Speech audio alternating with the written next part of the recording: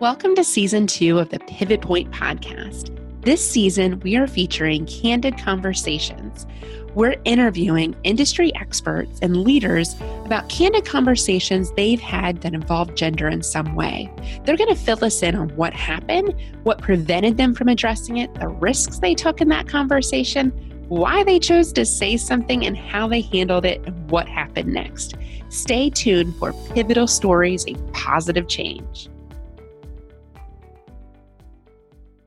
We have with us today Emily Wolfington, who specializes in removing obstacles and pushing Sigsters to be their best.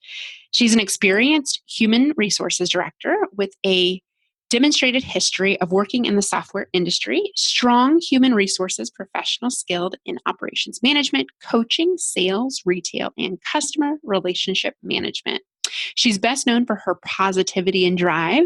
Emily has worked for more than 10 years to help employees at all levels reach their highest potential. Her experience across multiple industries and various size companies fuels her creative approach to fostering Sigsters' winning culture. And she is currently their HR director at Sigster, which is a technology company. So welcome, Emily. Thank you. Thank you so much, Julie. I really appreciate you inviting me to take part today. Awesome. Well, we'll kick off as we do with all of our guests. I know you've prepared a candid conversation, and I'm really intrigued to hear what you have to say. Yeah. Well, it's funny. Being a part of the Blue Angels event where I first started thinking about conversations like this, it took me back to my college days, actually. And when I graduated, I just remember being so excited. I thought, wow, the world is my oyster. I've got all this going on. I got this great offer, and I happily accepted a position in retail. My goal was to become a store manager, and so started in the manager in training program, and I just blew through it. I remember them saying it would take anywhere between 3 and 5 months, depending on the person. And I was like, no, not going to have it. I'm going to do it in 2.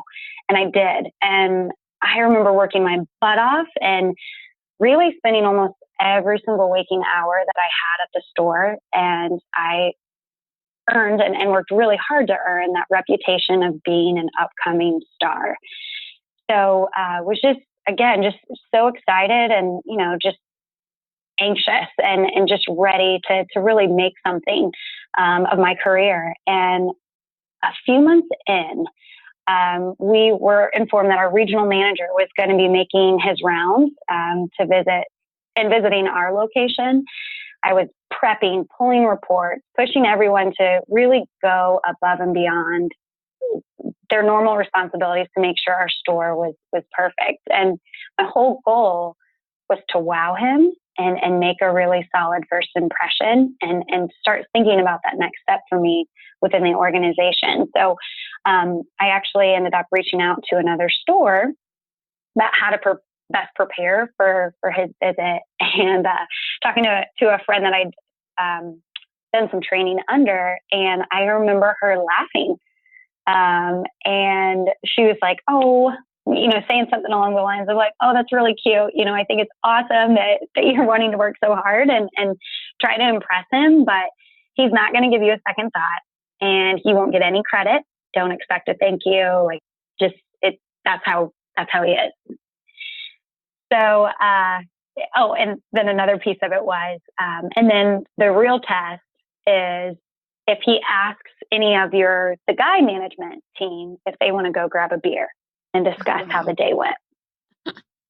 And so visit hits, and she called it, like literally called it. Here I am, like all chest all puffed up, ready to show off the store. And he whipped around and sure enough, just turned to the team and said, all right, are you guys ready to go grab a beer? And at the time I didn't say anything because I was thinking, maybe it's because I'm young. I didn't put together that it was a woman thing.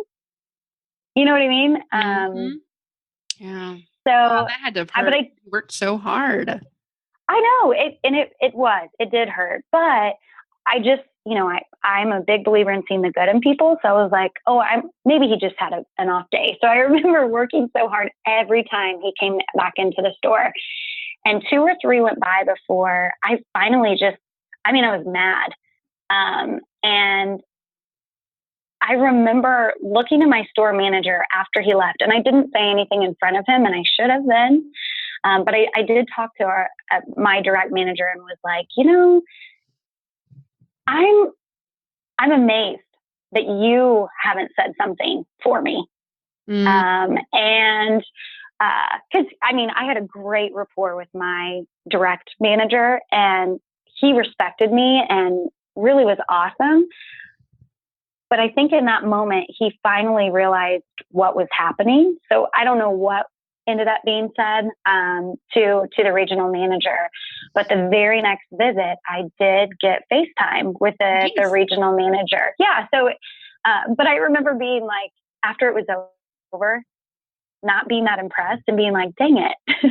Like, here That's what I wanted. This FaceTime. Yeah, this is what I worked so hard for. And like, I don't feel any, I felt good that I finally got the FaceTime. But after I walked away from it, I remember being like, well, I got here. I've arrived. Well, I guess. I love that story, Emily, for so many reasons. A, you spoke up. And I love how you spoke up, not directly to him, which that could have been, perceived differently. And obviously there's a power at play there. But to the person that should have been your ally, your advocate, that's seeing you do this hard work every day, like, I'm amazed you haven't spoken up about this. So that was an awesome tip for our listeners. Take note of that, to leverage those that you have relationships with to speak up on your behalf. And then B, to have that positive attitude. I mean, we can't change other people. He probably had no awareness that this was an issue. A lot of times I find with gender relationships, men just are used to socializing with other men, especially in male-dominated spaces. It's not intentional that they ask the other dudes to go out for beers. They're not trying to leave us out. But I like how you went into it like, yeah, she told me that, but I got this. Like, it's going to be different for me. So we can't always change people, but we certainly can influence those situations and not accept the lack of FaceTime. And that is huge for visibility. That, as you know, right, leads to future opportunities, projects, promotions, salary increases, all the things that we know are gaps for women. So excellent story. So Emily, we met. Yeah, we met at, as you referred to, the Blue Angels event where we had men as allies. So it was a great summit of all these amazing leaders in technology. And it was actually the first time I ever spoke in front of a primarily male group. So it was a really good experience for me. And I know you were tucked away with your team in the back corner there at your table. And I saw you in some really intense conversations back there with men, I think all men at your table. So I'm curious, what's your take? Like, what did you take away from that, or your thought overall on men as allies for women? Yeah. It is funny. I chuckle being one of very few women and partaking in that day. And in my industry, it's not okay that it is the standard, but unfortunately it is the standard. So, I have learned to get comfortable with being uncomfortable. And that is one thing that, it is tough to realize, like, every time you're in a room, a seat at a table, you're going to be the only one or one of few women in the room. Yep. And so, like I said, I've had to really work on getting comfortable with being uncomfortable. Yep. Yeah. I think that from the Blue Angels Day, specifically that you're referring to, there were some intense conversations in a really good way. I really loved the conversations that happened. I learned quite a bit about standing back and thinking about, how do I do better at helping people realize they could be my ally? Because when I looked around the table, it was predominantly people from our organization.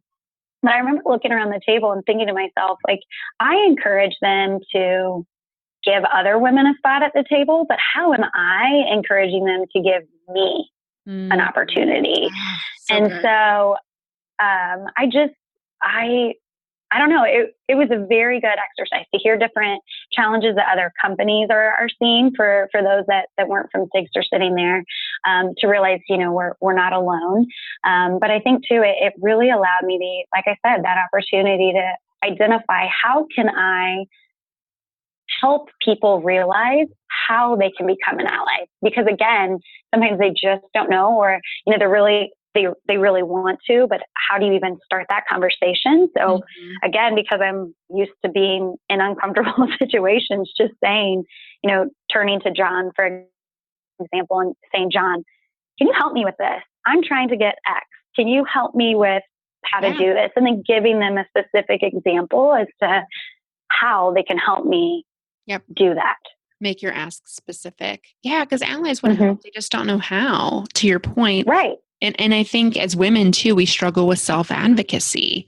Speaking up and asking for something that we want and appearing selfish is something we struggle. So leveraging your allies, knowing that they want to help. Like, I have the opportunity to let them help me. So sometimes it's just reframing how we look at that situation, especially with a trusted ally like you have with John.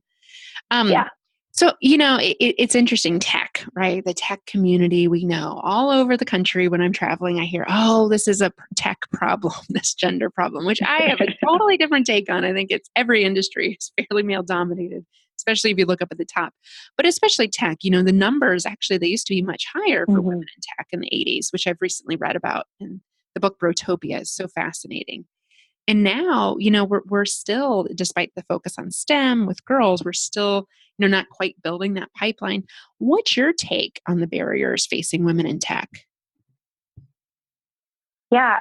When I stand back and think about this, you're right. It isn't just a tech thing, but it just seems to be a very big problem in tech. And yes, there is a focus on STEM at the younger age, but I feel like most of the opportunities, they're trying to say, oh yeah, we've got these STEM opportunities, but I do think at a collegiate level, and not necessarily just collegiate, but just education opportunities for women to,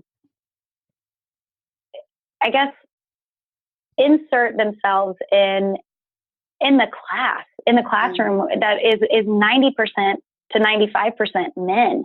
When I come across a resume that says School of Informatics or School of Computer Science, I love getting them on the phone and being like, how did you overcome it in the classroom? Because ultimately, what they've done then, and to get a degree in that field,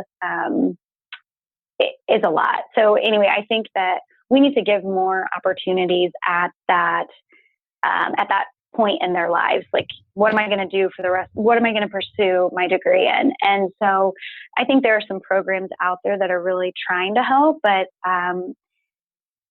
as a young tech organization that we are, I've been trying to work with our directors of engineering and some of our more technical teams to say, how do we find organizations and different partnerships to get more females into our workplace, and then providing a program that helps them gain that experience. So even if we don't have an opportunity on our team, how are we helping them in their career? So, I do think it's, how do we go the extra mile?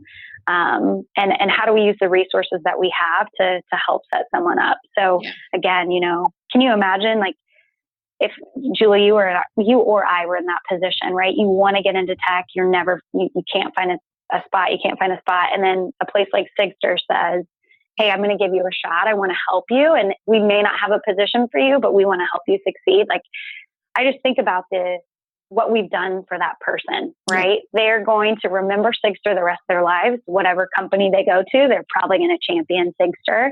They're going to talk about the great opportunity they had. So it's a win-win. And I want people to realize that more. It is a win-win for you to take a chance and give someone a shot.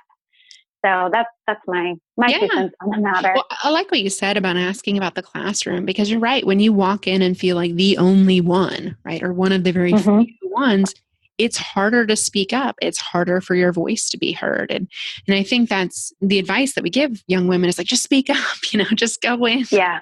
Unfortunately, that's not usually viewed positively by females. So there's a real delicate balance of, getting the curriculum, doing the hard work, but it's also being vocal, being heard on teams, being heard in the classroom.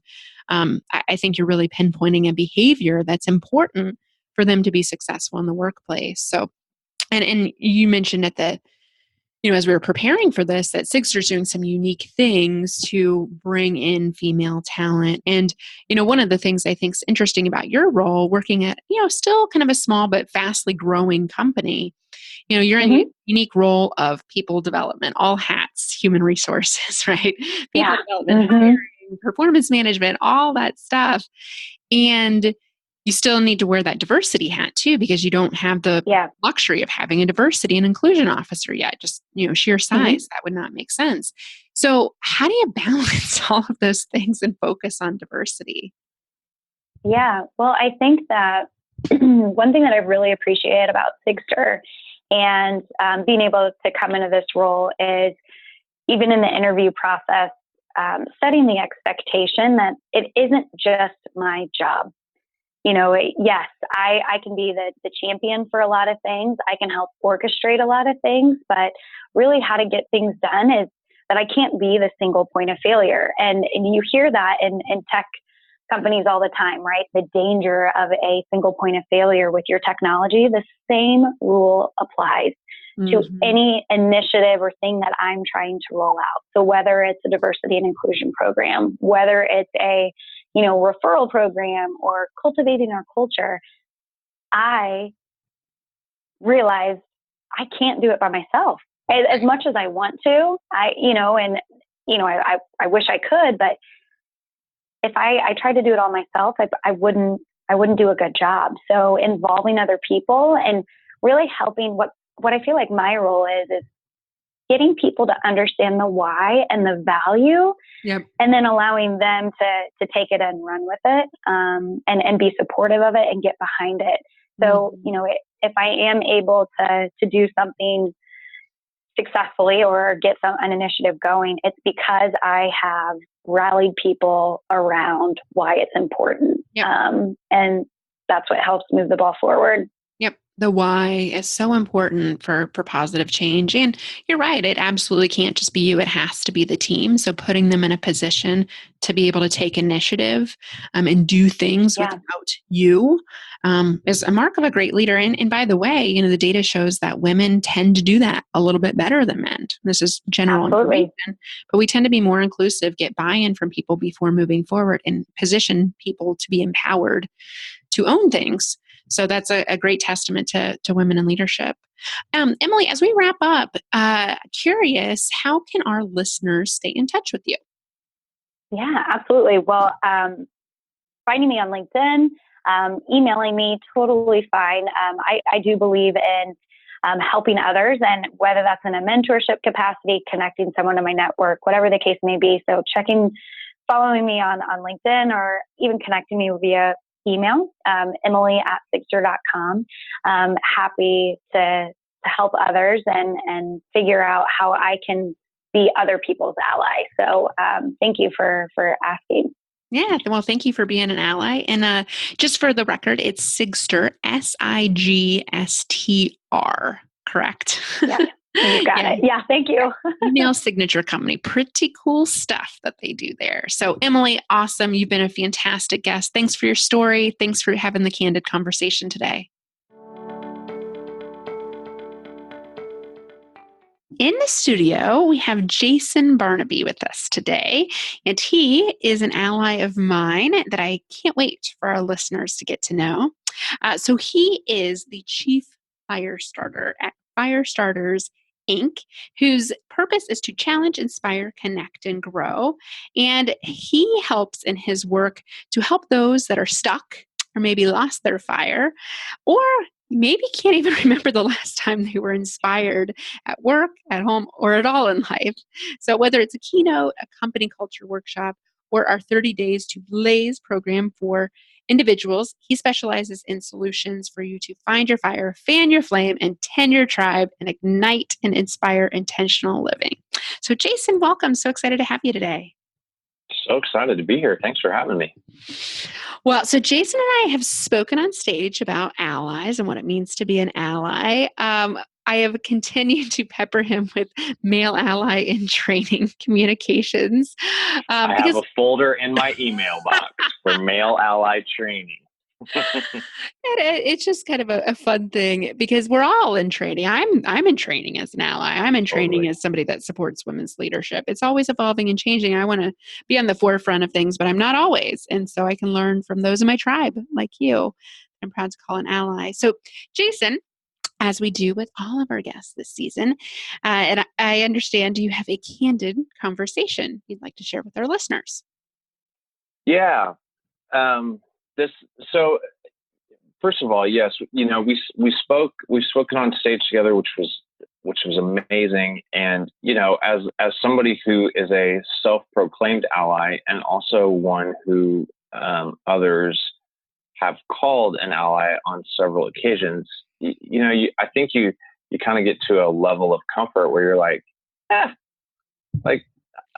pretty well versed. It's almost like if you learn a second language, you're like, I could go out to dinner. I could, I'd be okay ordering some stuff maybe that's not even on the menu. Like I'd be all right with that. And I think I was pretty much at that place when this phrase came along, I guess it's just a word really, mansplaining. And it still makes me laugh because I think it was probably something that you had written and shared on LinkedIn. And because I very often am commenting or liking or sharing your stuff. And so I read that and I'm like, mansplaining? What the heck is that? So I clicked on the article and I read it and I was like, wait, no. I'm reading through this because you gave a definition and you gave some examples. And I was like, is this even really to myself at the time, I'm like, is this even really a thing? And happened to be later that day with two other members of our collective tribe and both ladies. And so I said, hey, did you all see this thing that Julie put out today? And I don't think they had. So I brought it up and I said, she was talking about mansplaining, and they both kind of chuckled. And I'm like, okay, so maybe there's a little, because I was thinking it was kind of ridiculous. Like, is this even really a thing? In all honesty. And so I said to them, so is this a real thing? Like, is mansplaining real? And they started cracking up and immediately jumped into like, oh yeah. And they both had like pockets full of examples where they had been mansplained. I don't know if you say mansplained to or just mansplained, but I was like, really?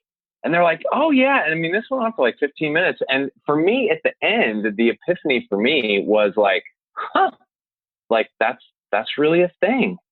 And what I've found, because once that can was opened, I decided to, dive in a little bit deeper. So I've asked lots of my female friends if they know this phrase or if they have examples. Pretty much all of them know it. So I was the one who just wasn't aware. And they all have like seriously pocketfuls of ready examples when that had been done to them or to somebody that they knew. And I guess I love this word because it's a British word, but I'm still, and I was gobsmacked by the fact that's a real thing. But I'll tell you, Julie, the thing that has taught me is that even when I get to a level of comfort where I think I've kind of got it figured out, there's still a lot that I have left to learn. And this was certainly an example of that. Well, I love that vulnerability and sharing that story, Jason, and you shared that on stage, publicly in front of a lot of women in the audience, which I also respect, because you step into it as oh, wow, I was comfortable. I felt pretty good in this conversation about being an ally. Here I am getting male ally training, all this stuff. Right. And then it's like, this isn't a thing. So I think what's so interesting about this, I think men are conflicted by this quite often, right? a term of which most women, when you say it, they start chuckling, they start laughing because they're recalling the countless experiences they've had Sure. when men to women will over or under explain something, either assume they know nothing about it or assume that it's just so different than something she would ever know about that they have to over explain it. So that's what it's rooted in. And men often don't have privy to this because they can't see the world through a female perspective. They haven't probably been mansplained to, or if they had, maybe it was warranted, or maybe it didn't feel like a gendered thing because I was a dude, someone's talking down to me. It's probably less likely Right. to be the case. So you just couldn't see what you couldn't see.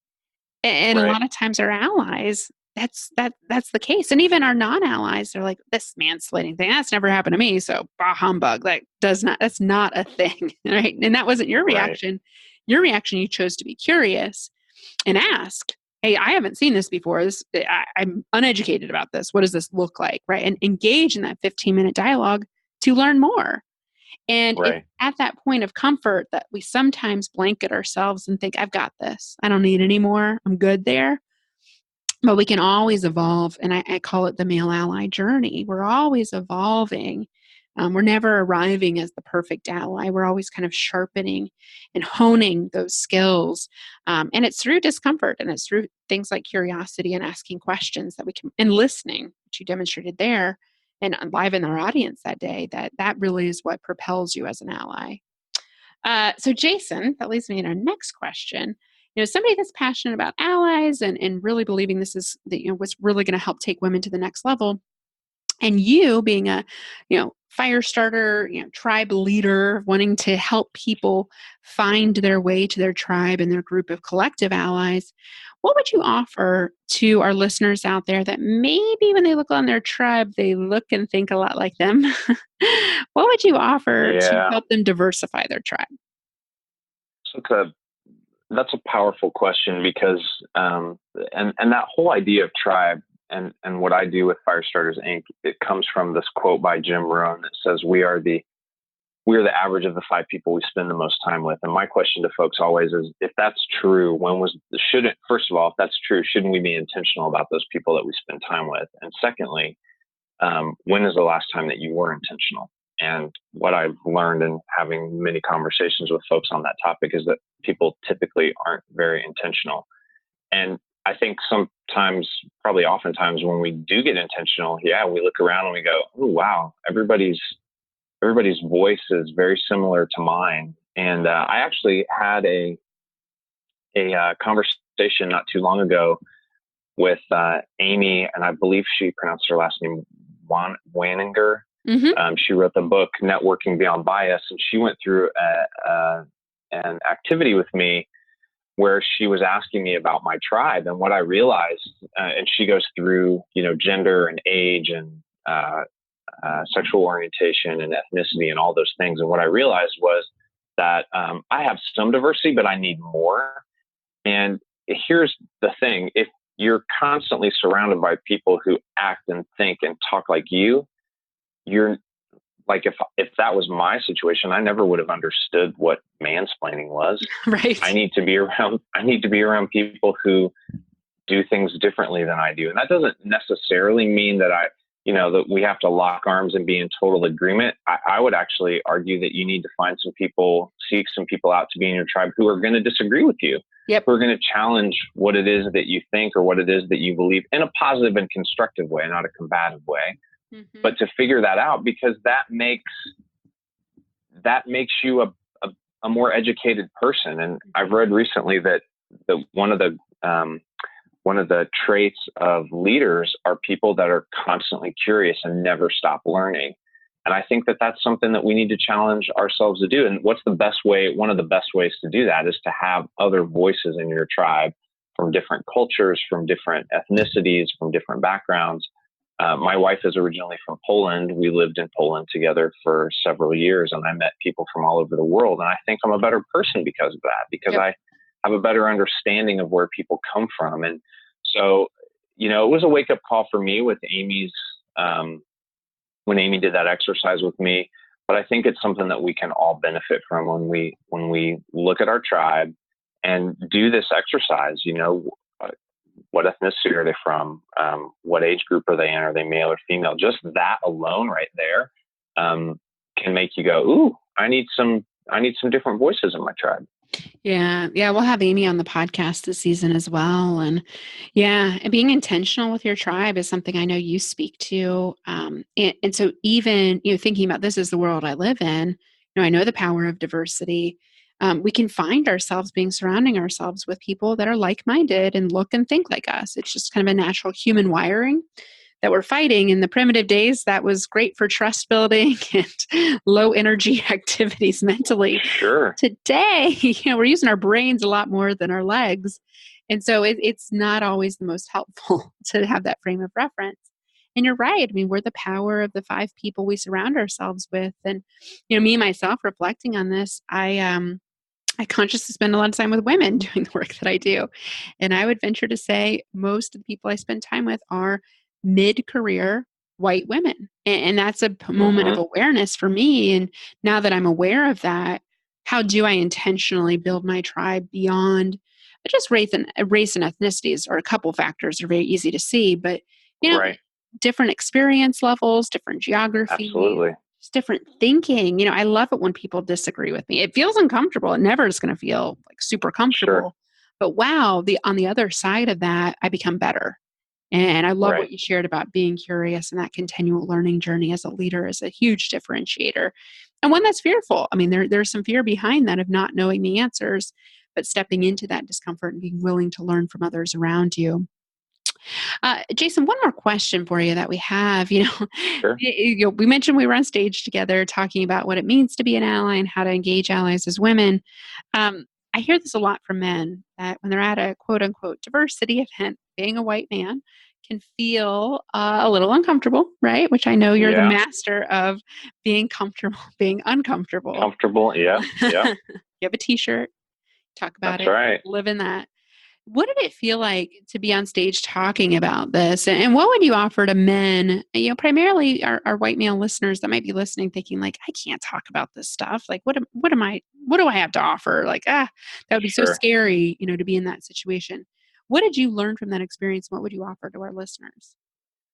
Well, I think more than anything, that experience on stage or any other experience, I think anything that's new can be scary. But the more you do it and the more experience you have, the less scary it gets. And so I think more than anything, I would just say, give it a shot. And get, it sounds, I think sometimes almost cliche, but get comfortable being uncomfortable, because what I've realized in my situation is that, I'm uncomfortable. But if I get more comfortable being uncomfortable, it's easier.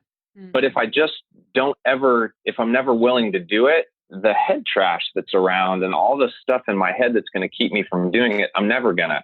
And I think what I realize in life in general is the more I step out, the more I realize that those fears that are in my head were exactly that, fears that were in my head. And I have found in stepping out and being vulnerable and admitting that I don't know anything that there are things that I don't know, and in those situations, that people are really receptive to that. And people are very supportive. It's the person that stands on the side with their arms crossed and like, well, I'm not wading into that pool, that don't get a chance to experience that. And I can tell you from that event that we did together, I mean, the response that I got after it was over, so many people, men and women, walked up to me and said, thank you so much for sharing. And I feel like you did, or it felt so good to hear somebody else say those things. And that to me is one of the most important things, that when you do that, other people will come and support you because they connect with you. And that, from a personal perspective, is really powerful because you realize you're not alone. And it starts a cycle. You get support and you realize you're not alone. And then you realize you're less alone and less alone and less alone, and more support and more support. But one of the things I talk about in Firestarters Inc. is that first step. You have to take the first step, even if it's a little one, take it, because the next step is way easier after you've taken the first one. Oh, yeah. It's a journey of a bunch of steps. The first step sure is a powerful one. And yeah, I mean, feeling comfortable being uncomfortable, I like the mantra there. And you're right. I mean, it's a bit of a cliche, but when you think about internalizing that on a daily basis, I think that's a really great mantra to live by of, hey, I'm going to take one small step today, and that's going to lead to another one. And it helps confront those fears dead on, because you're right. When you step into it and you choose to be vulnerable, choose to be curious, a lot of the things you're talking about, on the other side of that, people respond to it, right? They mirror what they're seeing Absolutely. from you, and you learn and build trust and develop much stronger relationships had you been the sideline person with the arms crossed, right? That doesn't feel good to anybody. No, not at all. It feels safer. Well, this has been a terrific conversation, Jason. You've not disappointed at all, as I knew you wouldn't, as a formidable ally in training as always, as we all are. I appreciate that. And starting those fires with fire starters. Excellent talking with you today.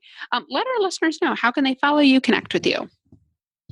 So you can go to my website, firestarterstribe.com, and there's a button there to join the tribe. You could get on my distribution list. I do 3 emails a week, which sounds maybe like a lot, but they're very short and very much to the point. And I tell people I basically write them to myself and hit send at the end. You could also follow me on Instagram at Firestarters Tribe, or on LinkedIn, just my name, Jason Barnaby, and I would love to be connected and also have you join the tribe. Excellent. Thanks for being with us today. Thank you for listening to the Pivot Point podcast and our candid conversation. If you enjoyed this episode, please be sure to share it with a friend or subscribe to our channel. You can also follow us at Next Pivot Point on social media, and check out our website for free, amazing resources to support your candid conversation journey. It's www.nextpivotpoint.com. Thank you.